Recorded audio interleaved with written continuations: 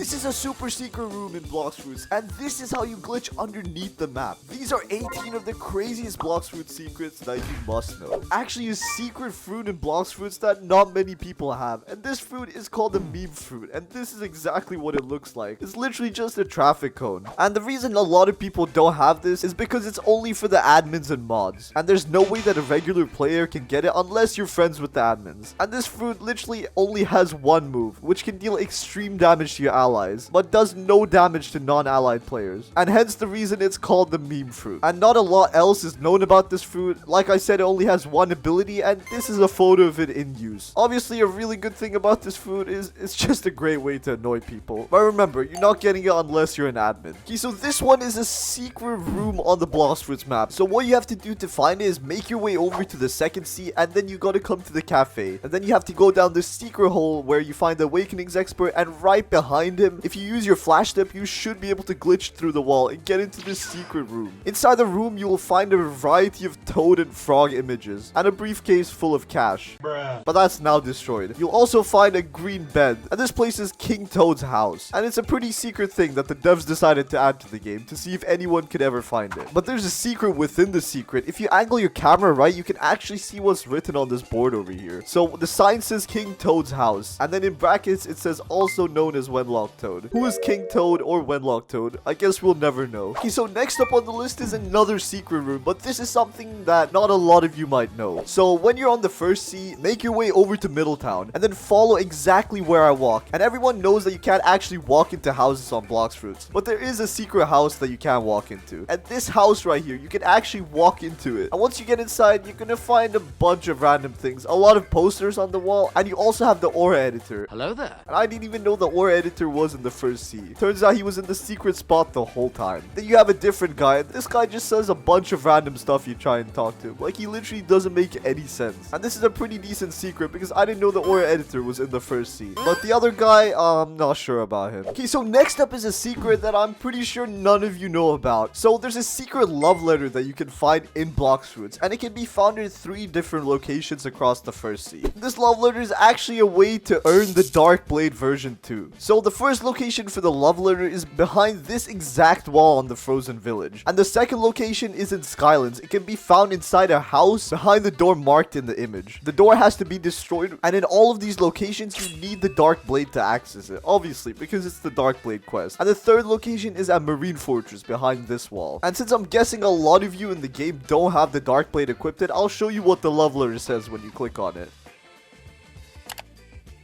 That's an interesting message. Okay, so this is a secret that I'm guessing a lot of you might already know. But nevertheless, did you know that there's a secret Brazil cube, and it can be found inside of Don Swan's mansion, right beside his bed, and near the Thailand wall. And the reason that this cube and ball exists is to show the Blox Fruits dev support to these countries. Another pretty cool thing about it is that the Brazil cube can also be spawned by an admin. And if a player touches the cube that's spawned by an admin, they just get a free Dark Blade. And that's pretty cool because the Dark Blade is one of the best swords in Blox Fruits. But the chances of you running into an admin are a little too close to 0. Okay, so now we have an under the map glitch, and you might be wondering, wait, how do you get underneath the map in Blox Fruits? Well, for this particular glitch, you need to have access to the third sea, and you make your way over to this island with this humongous tree. And then if you go to this exact spot on the map, you should be able to just kind of fall into the mountain. But it's not really a mountain underneath, it's underneath the map. And there's not much to do here, obviously, but I don't think it's something the devs wanted you to find. And did I mention that it also looks pretty cool down here? Okay, so next up is the Triple Dark Blade, and this sword is exactly what it sounds like. It's literally the Dark Blade, but 3 times more powerful. And this is probably the best sword in the whole of Blox Fruits. And a lot of you might be wondering, how do I get my hands on this? Well, sorry to break it to you guys, but only admins have access to this sword. Or if you're really close friends with an admin, you could also maybe get the sword. But for a normal player, this is definitely not something you're going to be getting. And when a user uses this sword, they're basically wielding 3 Dark Blades, and it has the exact same skills as the original Dark Blade with slight modifications. For example, the slash ability is the exact same as the normal one, but instead of 1 slash, it sends out 3 huge slashes. But the X ability is about the same as the normal sword. And also another thing, don't beg admins for this sword, they're not going to give it to you. A lot of you might be wondering, when was this sword added to the game? It was added around update 9 or 10, but it wasn't really revealed because I'm pretty sure the admins wanted to keep this as a secret from the community. But because some people accidentally might have leaked it to the community. A secret that is not talked about a lot in the community. It's about the awakened versus awakened Buddha fruit. Everyone knows that once you awaken your Buddha, you just get bigger and look a lot cooler. And the range you can hit people also increases by a little bit. But there's actually a little secret that not a lot of you guys know. So when you're in the unawakened version of the Buddha and you use your sky jump ability, you jump about as high as a normal player would, which kind of doesn't make sense because if you're as big as a Buddha, you should jump as much as a Buddha would. But that problem gets fixed once you awaken your Buddha. Your jumps are a lot higher and they're way bigger than the default jumps. Literally, look at this. Here's a comparison with just a normal player jumping, and this is the comparison with an awakened Buddha jumping. It's a lot better and you can reach a lot higher places. But sadly, this does not work for the dashes, but I wish it did. Devs, please add it to the game. So this is something about the control fruit. Everybody knows that the control fruit obviously lets you move around a lot of items in the game, including houses and trees and rocks and a bunch of other stuff. But have you ever wondered what the biggest thing you could move with the control fruit was? Well, let's start small at boats. Everyone knows that you can move boats, and if you also get on the boat and launch it, you can do this pretty cool glitch where you launch yourself across the map. But let's move on a bit. Can you move this bridge on the second sea? Well, you actually can, and that's really cool, but I think we can go a little bit bigger. If you make your way over to where the diamond boss spawns, and look at this huge tree right here. Well, that's the biggest thing that you can move with the control fruit, and I honestly was not expecting this because this just looks way too big to be moved like. I mean, this tree is literally the size of some first sea islands, which is pretty crazy to me. So if you're ever fighting someone with the control fruit near this area, make sure you launch this tree at them. It could do a lot of damage. Okay, so this trick also doesn't have much practical use, but it's something pretty cool that I've noticed. So everybody knows that the way your haki evolves is from your hands to your arms to your chest and so on. But did you know that if you equip the DARKSTEP fighting style, it actually starts from your legs? And this kind of makes sense because when you fight with DARKSTEP, you don't really use your hands, do you? You use your legs. In my opinion, this just looks pretty cool. I mean, have you ever seen a Roblox character that only has the haki on the bottom half of their body? It just looks kind of weird in my opinion. Okay, so this secret is actually an NPC. If you make your way over to the first sea and head over to Skylands, did you know that there's this secret NPC called Yoshi that sells you an accessory? And a lot of you might not have known this because a lot of people, when they originally get to Skylands, you don't have the sky jump ability, so you can't really jump up here to see the NPC, and you have no way of knowing that it's there. And the accessory that this NPC sells you is the Tomo ring, and this accessory gives you 10% more Blox Fruit damage, and this is something that's really decent for first sea players. And the requirement for this is that you need to have at least 200 stat points put into your melee, because if you don't, then you won't be able to buy it. And it also costs 500,000 belly, so you gotta be a stacked first sea player if you're gonna be buying this. Okay, so everybody knows about the factory raid on the second sea, which literally lets you get one free fruit. And everyone also knows that you cannot get inside the factory when the raid is not happening. But what if I told you there was a way to get inside and get a head start before all the other players in the lobby? Well, all you have to do is you have to walk over to this exact location and angle your camera properly. And then you simply have to use the flash step glitch and boom, you're inside. And now hopefully you can outpace the other 9 billion people that show up for the factory raid. Well, good luck with that. Okay, so now we got another NPC. And this one is definitely something that I don't think a lot of you know. So in the first sea on the desert island, there's this little chest over here. Did you know that if you collect the chest, you can actually open up a secret tunnel, and you make your way down the tunnel and you just keep walking for a little bit? You should get to this NPC called HASAN. And HASAN sells you the swordsman hat and gives you a 10% sword boost, so you do 10% more damage with every sword that you have. And the requirements for this are flash step, aura, and air jump, and you need at least 300 stat points put on your sword. And then finally you have to pay him 150,000 belly. But in my opinion, this is a really good starter accessory, and if you're in the first sea, you should definitely get your hands on this one. Okay, so this secret doesn't have much practical use. It's a secret code that a lot of you might not know. If you walk over to this exact house at Skylands, and at first look, it might look like there's nothing inside, but if you tilt your camera and look at the ceiling, you'll see a bunch of text that just says food 10. And if you enter this as a code on Blox Fruits, you get a solid